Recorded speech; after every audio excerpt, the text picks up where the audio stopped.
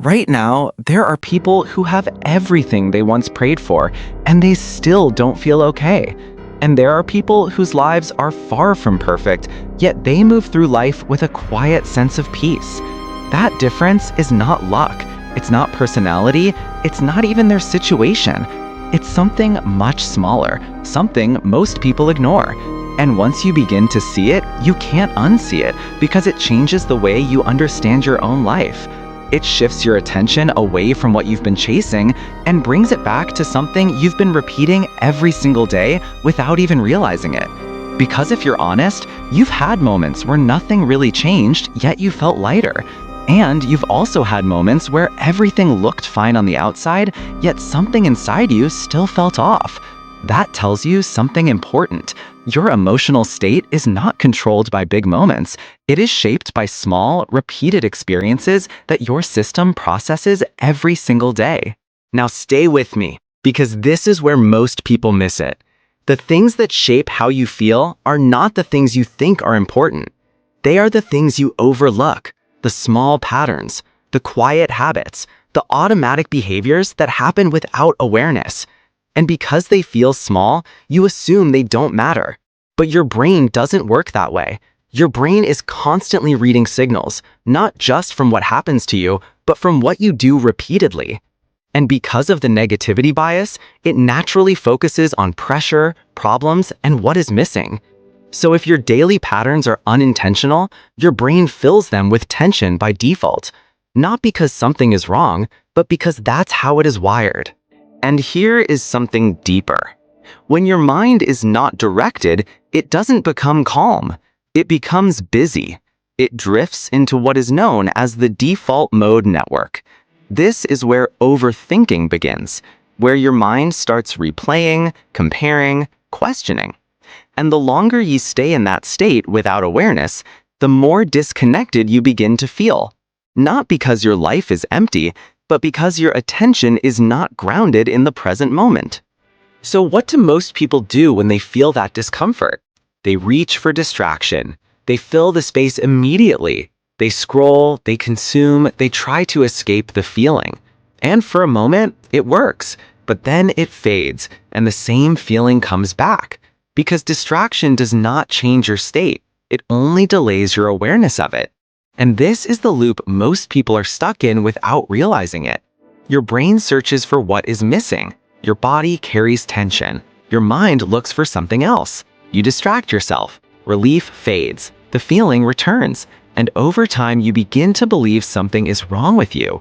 But nothing is wrong with you. You are simply repeating a pattern. Now, this is where everything begins to change. Not by doing something big. Not by fixing your whole life, but by interrupting the pattern in small, consistent ways. Because your system responds to signals, and the smallest signal, repeated consistently, can reshape how you feel over time. Think about the moment you wake up. Before anything happens, before the world reaches you, there is a space, and most people fill that space immediately. They allow noise, information, and pressure to enter their mind before they even stand up. And without realizing it, they have already set the tone of their day. Not intentionally, but automatically. Now imagine something different. You wake up, and instead of reacting immediately, you pause, even briefly. You allow your system to settle before anything enters. That small shift does something powerful. It tells your brain, I am not reacting, I am choosing. And that one signal changes how your day begins.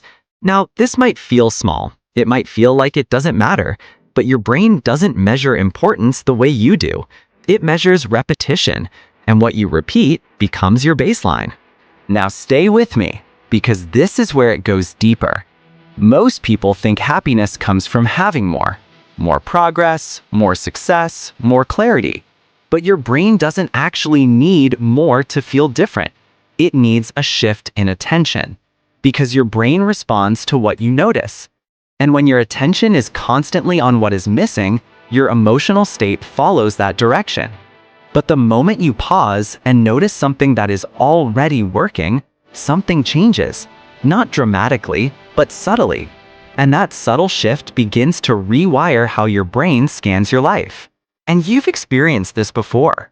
A small moment, something simple, and for a brief second, everything feels okay. Not because your life changed, but because your attention did. Now, here's something most people don't realize. When you recognize something good in someone else, when you acknowledge it, something happens in your system. You begin to shift out of internal pressure and into connection. And connection changes your emotional state faster than most people expect. And it goes further. Your body is not separate from your mind. When you move, even slightly, you send a signal to your brain that something is happening, that you are not stuck. And your brain responds to that movement as progress. And progress creates momentum. But most people don't feel this because they are constantly overloaded. Too much input, too much stimulation, too much attention being pulled in different directions. And when your system is overloaded, it doesn't become clear. It becomes numb. And that numbness is what many people describe as emptiness. Now pause for a moment, because this might be the part that changes everything for you. You don't feel empty because nothing is happening. You feel empty because your system has stopped registering what is happening. And this is why space matters. When you remove constant input, even briefly, your system begins to reset. Your nervous system settles, your attention returns, and you begin to experience your life again instead of just moving through it. Now, think about the end of your day. When everything slows down, your thoughts become louder. Not because they suddenly appeared, but because they were always there. You just didn't notice them earlier. And your brain is trying to process everything you didn't give attention to. And when you take a moment to release those thoughts, to bring them out of your head and into awareness, something shifts.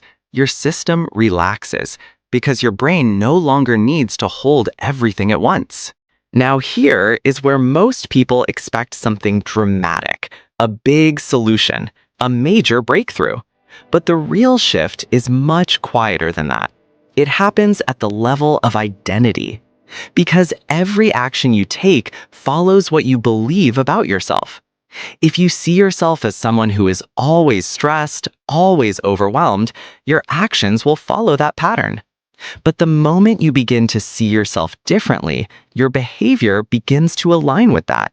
So instead of saying, "I'm trying to feel better," you begin to say, "I am someone who understands how to return to myself." And that changes everything, because now your actions are not random. They are consistent with who you believe you are becoming. And this is the part most people never reach. They try to change their life without changing how they see themselves. But your identity shapes your patterns, and your patterns shape your experience. So the next time you feel that restlessness, that quiet discomfort, don't rush to fix your life. Pause. Notice the pattern. Shift your attention. Take one small action. Return to the present. Because once you understand this, something changes permanently. You stop chasing happiness like it's somewhere far away, and you start realizing it has always been within reach. And that is the real code. You are not someone waiting for life to finally feel right. You are someone learning how to return to yourself again and again, through small shifts, through quiet awareness, through patterns you now understand. And once you see it, you can't unsee it. Stay with this. Practice it. Build it. Because this is not something you watch. This is something you become.